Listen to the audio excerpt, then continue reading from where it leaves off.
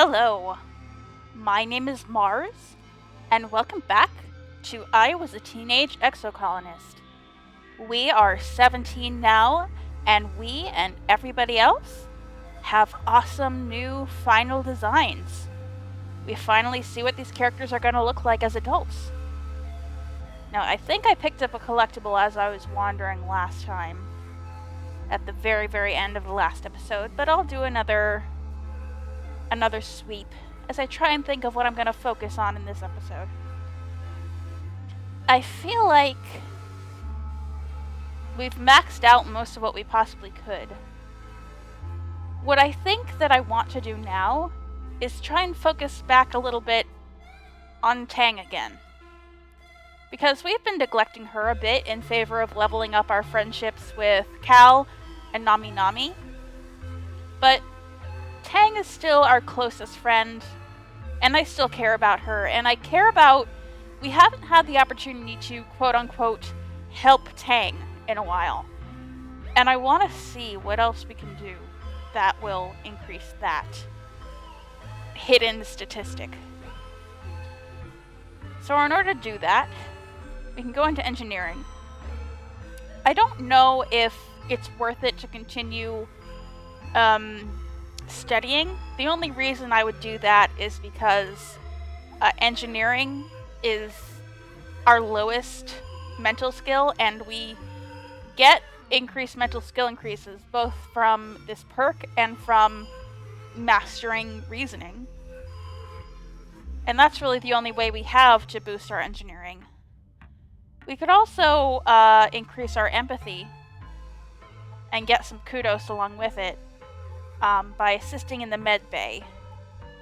It seems weird to shift our career a little bit at this point, but because we've been focusing on tutoring and gardening, and I still feel like those are our main careers.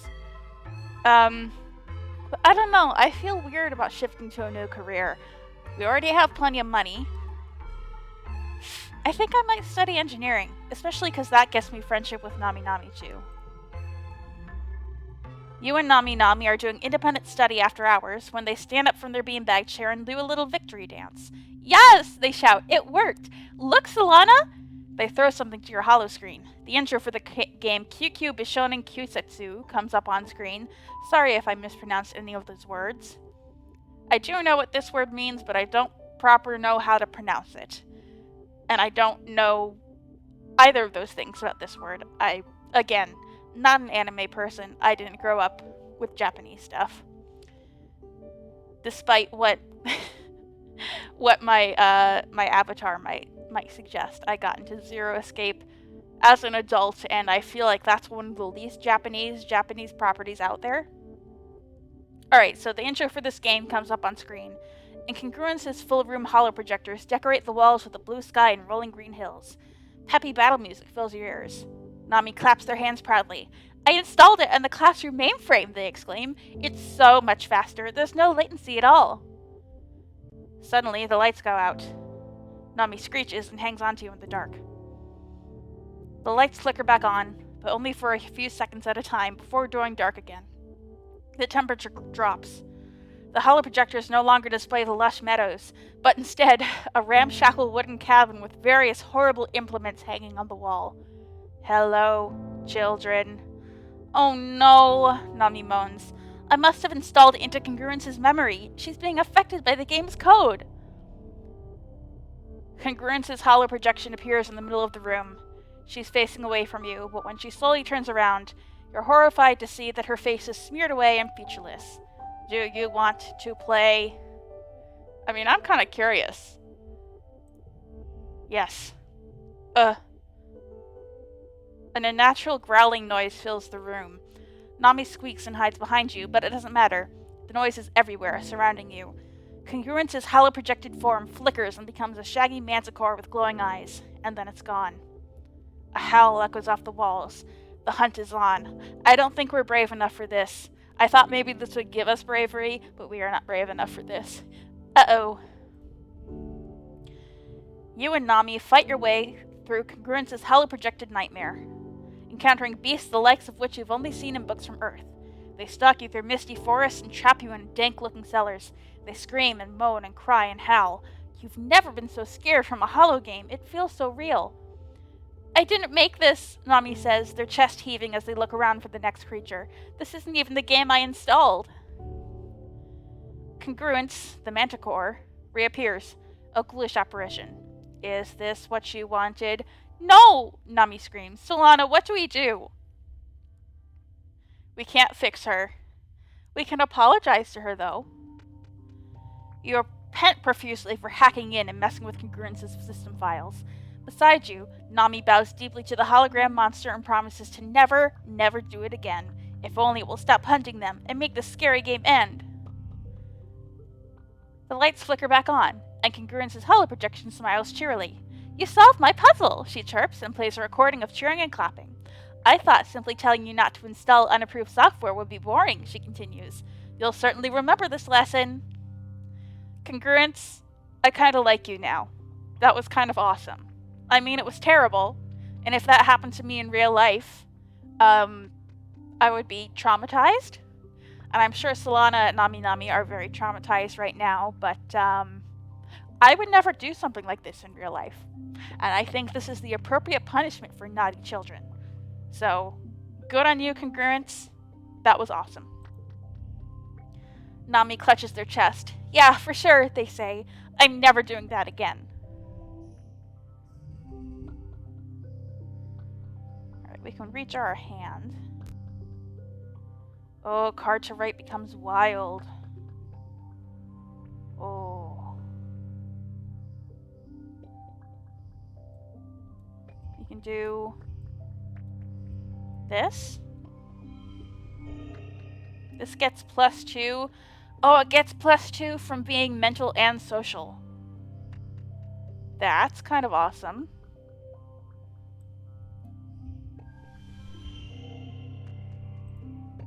Okay, oh, not quite our best possible score, but okay.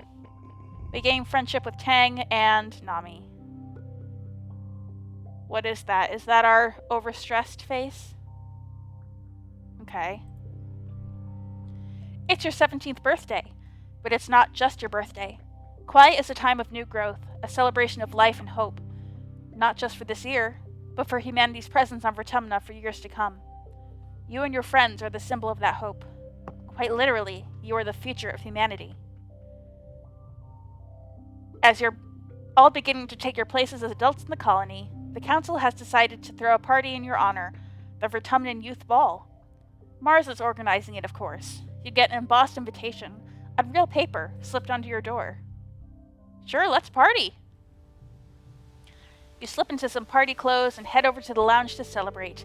Well, yourselves! And yourself, specifically. It is your birthday, after all. The lounge is all decked out. The decorations look expensive. Must have taken a lot of nanoproject creds. Your friends are transformed, too. Everyone has dressed up, looking like the young adults you're becoming. You can hardly recognize some of them.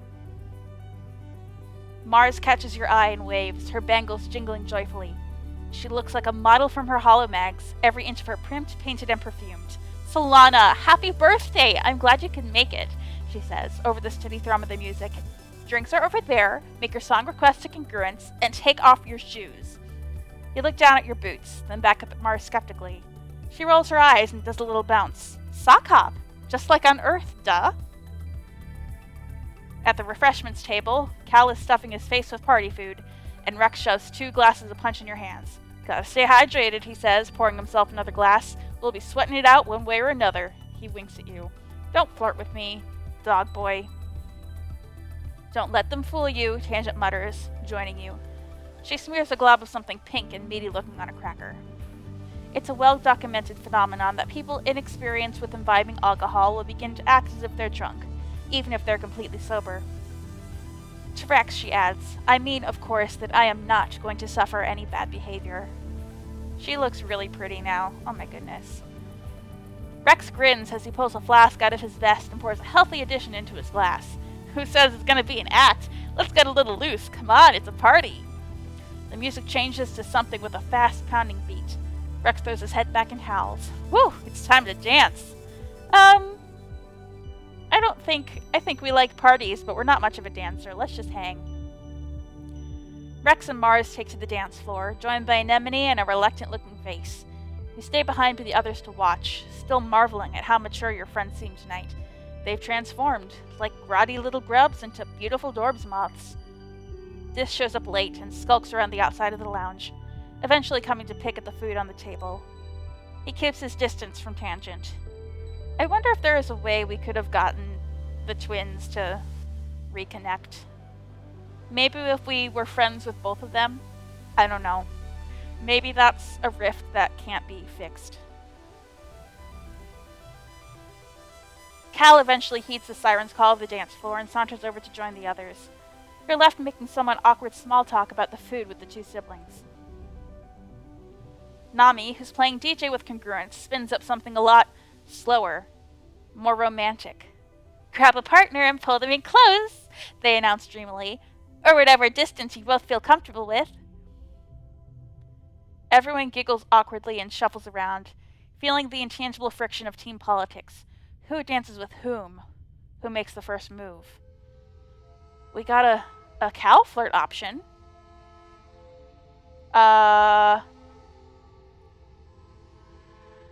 We got a cow flirt option. Oh, maybe we're not out of the running yet with Cal.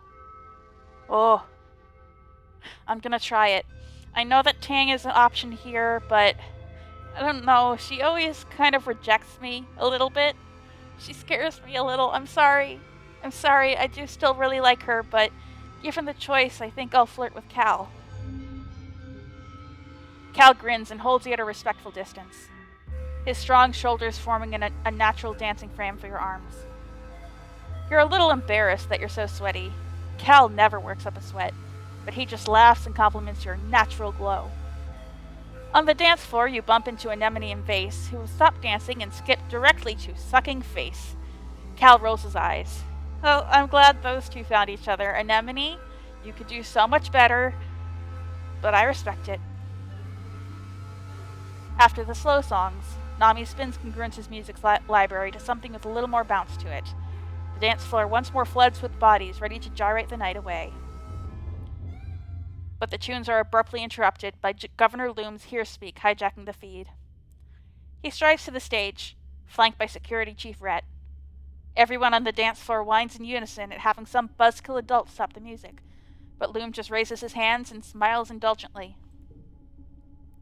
Look at all of you, he says. Young pioneers. I look at you and I see the future. Not just of this colony, but of all humanity. You catch a few people rolling their eyes. You've heard this before. Rhett here, good man, a real good man, really, the best of the colony, shared this poem from a great Earth poet. Loom continues. Now, I'm not one for poetry myself, but damn if it's not something I want to share with you kids tonight, on the eve of something really big. Ominous. He clears his throat and reads from his hollow palm. We cannot tarry here, we must bear the brunt of danger. We are the youthful, sinewy races, all the rest on us depend. Down the edges, through the passes, up the mountain steep. Conquering, holding, daring, venturing as we go the unknown ways. Pioneers, oh pioneers. We primeval forests felling. We the rivers stemming. Vexing we and piercing deep the mines within. We the surface broad surveying. We the virgin soil upheaving. Pioneers, oh pioneers. I mean, I don't like Loom, but I think I'm gonna be polite. Rhett looks a little pained, but Loom continues. What do you think that poem means, kids? He asked. Does it mean you should sit here on our colony, politely waiting for this planet to make a space for us? He clenches his fist evocatively in the air. No, he exclaims. It means we need to get out there. We need to grab Vertumna by the balls and make it respect us.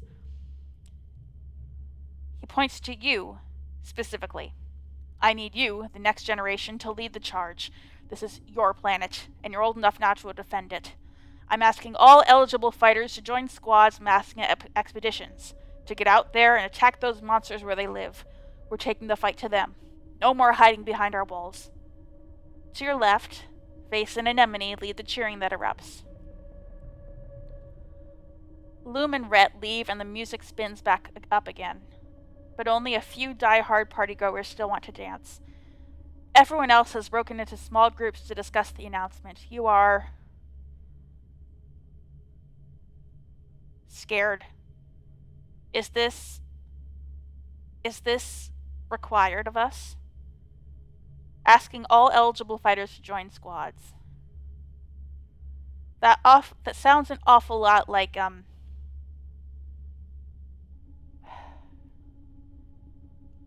they're not recruiting. What's the word I'm looking for? What they did in Vietnam, like making us fight, telling us that we're gonna fight and not letting it be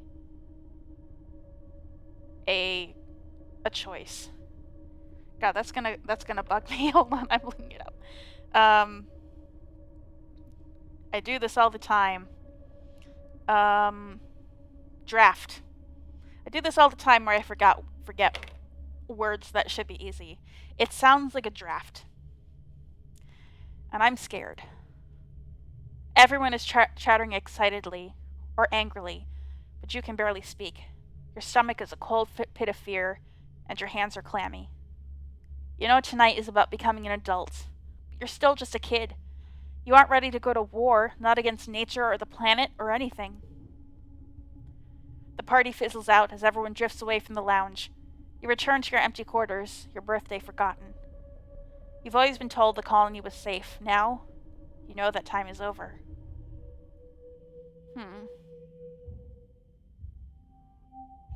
Okay. Our stress is getting up there. We might want to rest.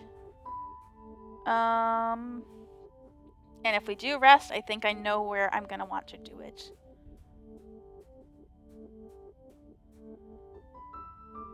Sorry, just scouring for items. Oh, Cal wants to talk to us.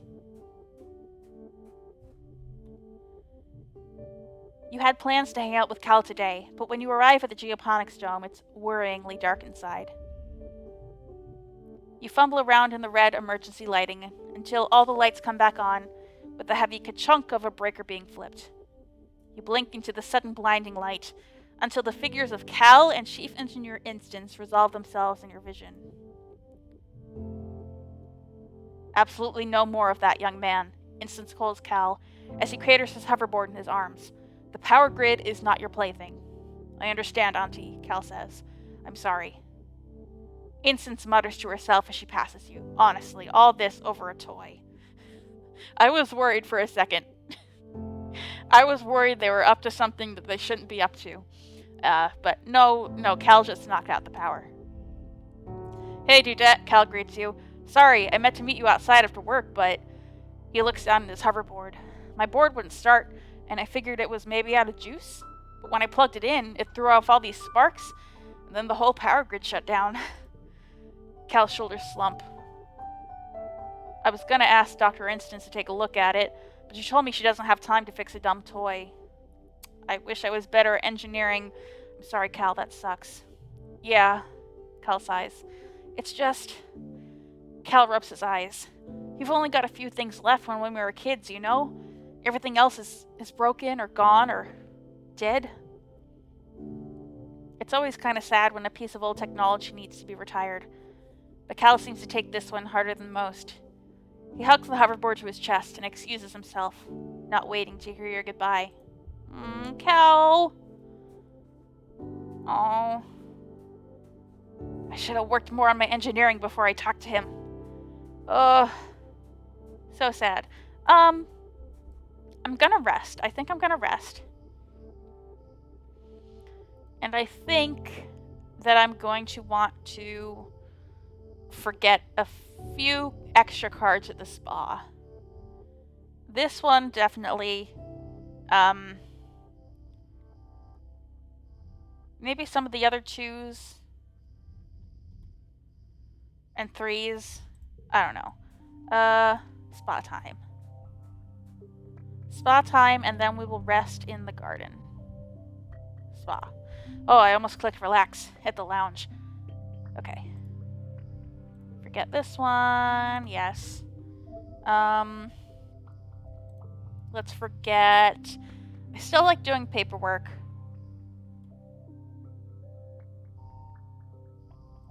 This one I feel like we can get rid of. And maybe this one. And cotton candy, because I have specifically very bad memories about that. Alright. And then we'll have the opportunity to forget something else when we relax.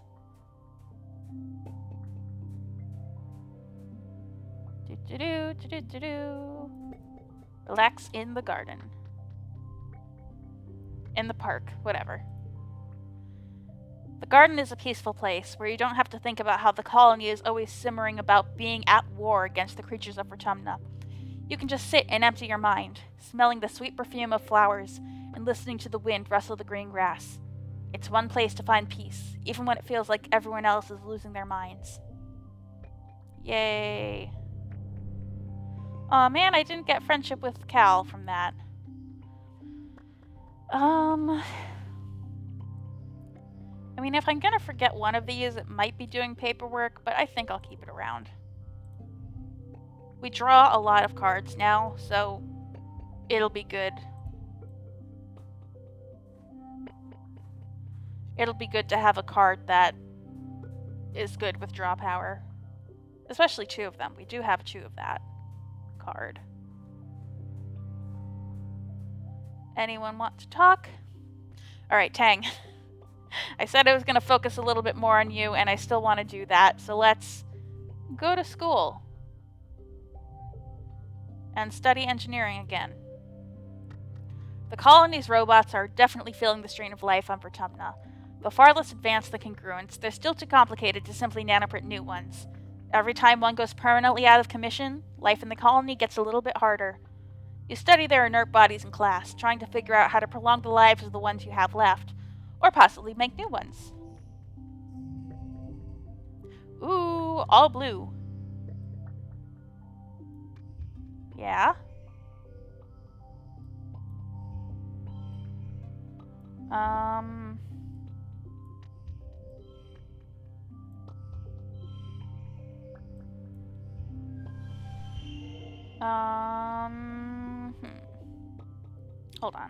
Hold on. 7, 8, 9. Win? Not quite. Okay.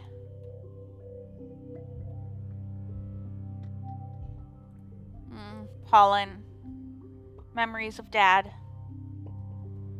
Alright. We put in a little bit of work with Tang.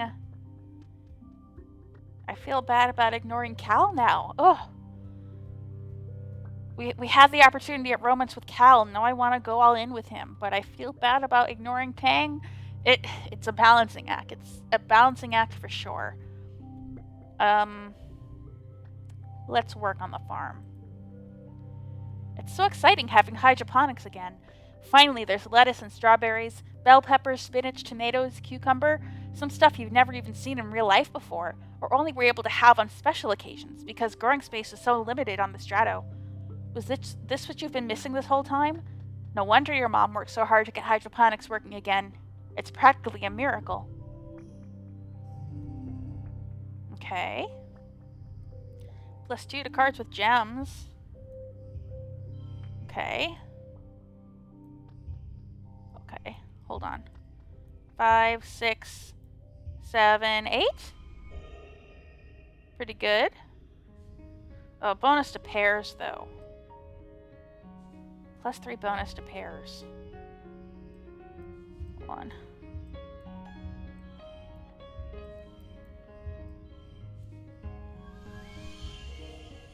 Ooh, yeah.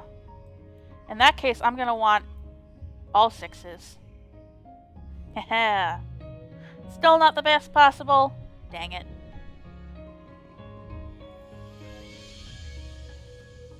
Okay. Not too much exciting going on. We're just bouncing back and forth between Tang and Cal. I like that.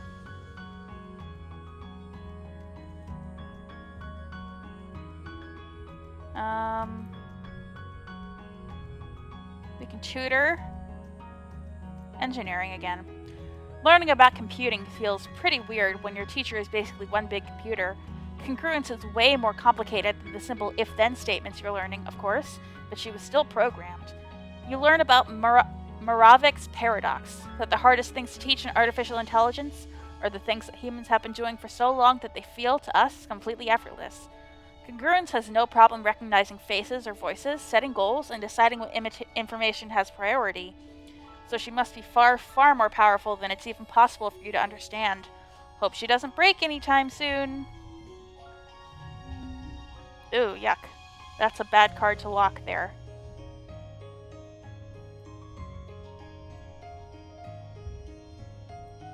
Okay. 3 5s. And then we'll put the 6 here. This doesn't feel that good. Okay, thank you, Autoplay Fairy. I was really not feeling good about that hand, so thank you, Auto Battler. What? Auto Battler didn't even help me there. Come on. It didn't even get me the best score. It just gave me a better score. That's cheap. Okay.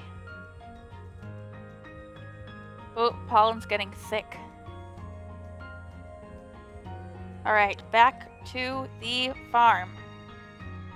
We're just going back and forth between these.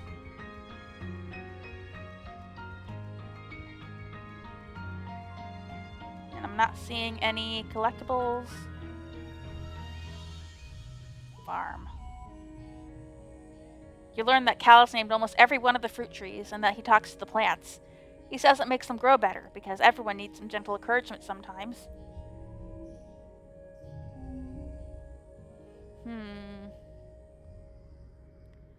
+6 if this has the highest value. No, I don't think I'm getting there.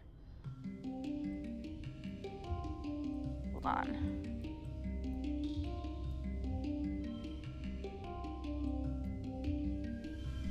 Pretty good. If I replace one of these. Okay. Hey, yeah! Best possible score.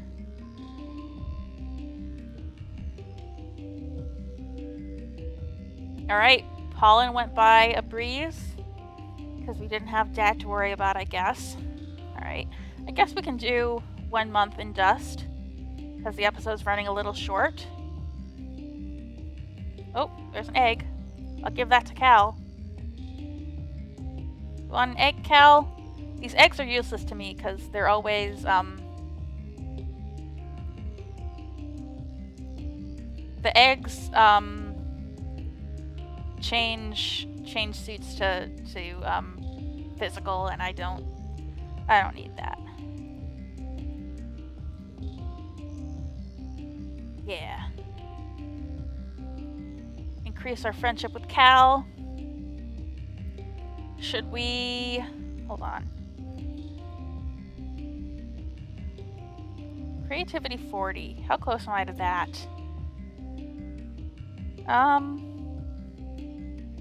Staying cool. Unchangeable. I actually don't really know if I want that, but... Should we try to give them something? They might like the crystal cluster. Nomi makes a sound of appreciation and holds the crystal up to the light. What? It makes rainbows? It's perfect! Thank you so much! Alright. Oh! Nami wants to talk to us. Nami is camped out in the lounge, their holopad screens spread out before them like a drawing table. In another screen, there's a collection of photos of a manticore. Like the one that chased us. Nami looks between the two screens, their brow furrowed in concentration, as they scribble directly onto the screen with a stylus. What are you doing? Well... Nami replies thoughtfully. I wanted to write and illustrate a story about aliens, like in Turbo Girl Hyperjet Transform, except using the xenos here on Vertumna, like manticores and faceless and stuff. But they can talk, and instead of attacking the colony, they help people instead. That sounds cool. Thanks, Nami chirps, scribbling happily at their drawing. I got the idea from the second Turbo Girl Hyperjet OVA, you know, The one where the Medusa demons show up and the aliens and the Turbo Girls have to band together and defeat their common enemy? We watched the show. I remember that part. Nami looks up at you with a start. Oh! They exclaim. That reminds me. I'm trying to brush up on my xeno anatomy, and I'm totally fine with writing, but... They blow out a big breath, ruffling their bangs. I kinda haven't been here long enough to make sure it feels right, you know? To make it go pop. And I want to make sure I'm being, you know, sensitive about stuff I don't know a lot about. So I was wondering, could you help me with some of the world building? I'd love to. You spend an enjoyable afternoon helping Nami in their story. When you're done, they give you a big hug and thank you profusely for your help. You feel really proud of what you've accomplished. Cool. I mean, just for the sake of getting our creativity up a little bit more. Hold on. Hold on. Study humanities. That just helps us with Tang. Not with Nami. Do we wanna practice photophoner? Nah, let's get 2 birds with 1 stone, creativity and tangent. This month, you're learning about the philosophy of personhood and the ways various people have been granted or denied rights based on whether people perceive them as human or not. Consider that in the history of many worlds, there have always been disposable creatures. They do the dirty work. They do the work that no one else wants to do, because it's too difficult or too hazardous. Congruent quotes from the holovid you just watched. You don't have to think about their welfare. You don't think about how they feel. Whole generations of disposable people. The class shifts uncomfortably under Congruence's eternally placid gaze. Dang, that's not a lot of yellow cards for this.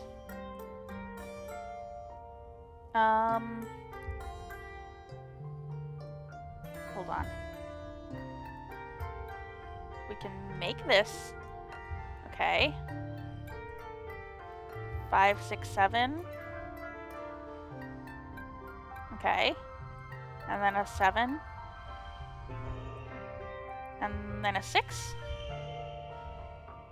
That's good.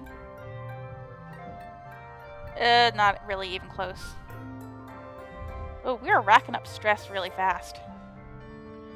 This year's Vertimnalia is ushered in with a big military band, horns and drums supplemented by recordings of parade music from Earth. Governor Loom strides out of command on a grand red carpet and ascends the stage to raucous applause. Thank you, everyone, he calls out over the din. Look at you. Look at this colony, finally truly united. All it took was a common enemy, he declares.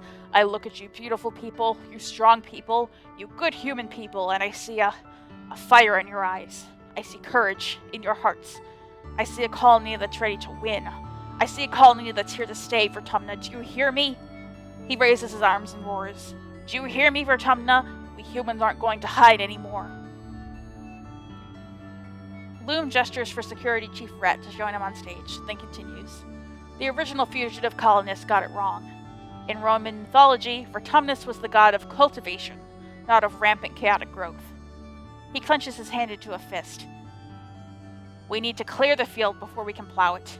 Vertumna won't be safe for human life until the aliens are eradicated. Rhett crosses his arms and nods his agreement. Maybe there's more to this plan than Loom is letting on. Are they gonna bomb the place? I feel like they're gonna bomb the place. Loom descends from the stage and does a receiving line of handshakes and fist bumps. In the vacuum left by his presence, Chief Administrator Seek takes the podium and clears their throat.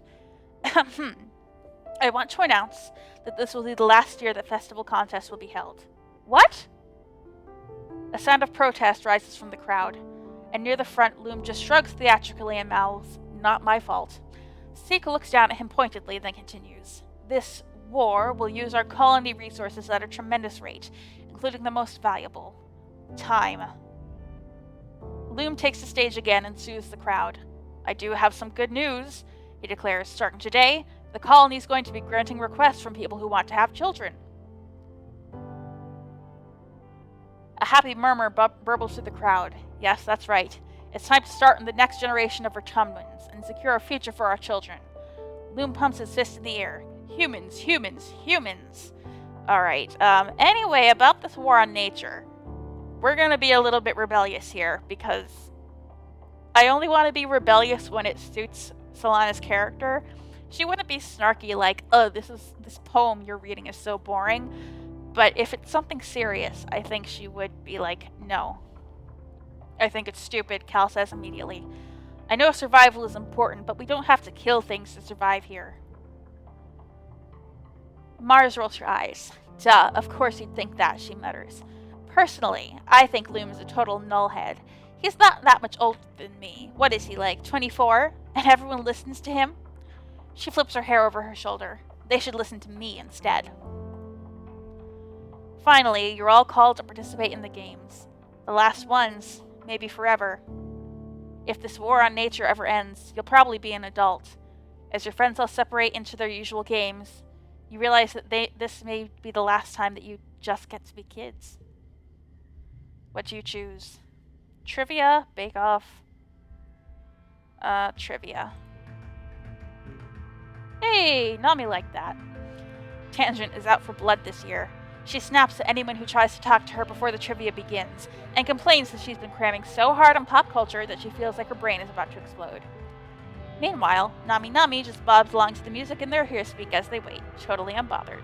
Trivia time! Okay. Alright, we can get all 4s. Is that good enough?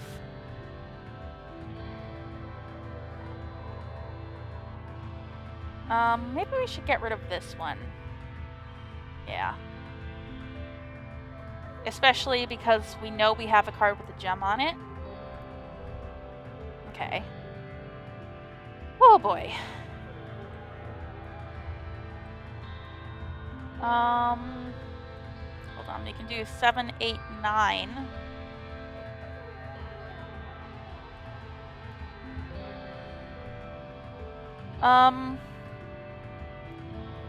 Yeah, let's shoot +2 to that. Okay. We got 2 of a kind there. I wanted to make use of that. 2 of a kind there, and a flush. And a small straight. Okay, that's pretty good. Alright. Oh, this one still has the +4 on it. Oh, that's good. Okay. +2 to cards with gems. Alright, we're using that. 5, 6.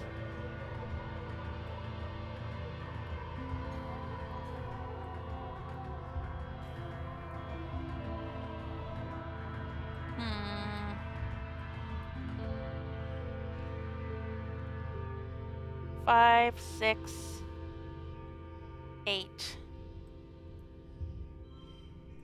6 and 5. Okay. Yeah, we can make it.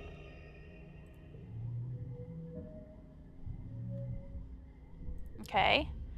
Tang's cramming clearly paid off for her. She's strong competition until the category about Old Earth slang, where you clearly pull ahead. What did we get for that? Popular. Okay. You snatch victory from her clutches, and she grudgingly accepts your superiority in all things trivia. After the festivities, everyone is supposed to take a few days vacation. You and your friends relax, but the adults move around the colony like ants in a hive, fortifying the walls and preparing for the human offensive against the planet. Oh boy.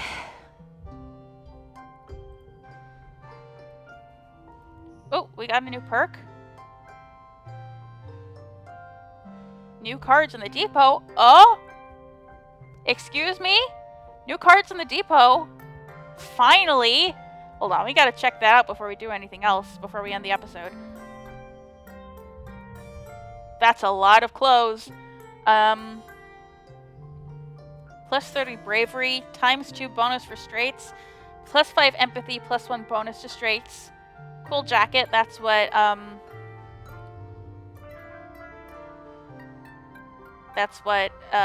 Mars offered us once. +30 bravery. ×2 bonus for straights. Ooh. Draw 1 extra card. Emoji Proji. And our current gear is... These are all pretty good. I actually don't know if I want to buy any of these. But oh boy, does it feel good to finally have new cards in the depot. Even if I'm not planning on buying any of them, because our current cards are too good, and those are all very socially based. And I guess our photo phoner is a socially focused piece of gear as well. Ooh, flower. But I don't know. None of those really cater to us. I think empathy would be the only thing that I would want a raise on, and the character that would be good with died when we were 10, so we don't need that. The Uticotl hat. Okay. Looks like the colony is going to war, and it'll be all hands on deck for that. We'll see what the repercussions are of that next time. Until then, I have been Mars, and I will be back with more I Was a Teenage Exocolonist.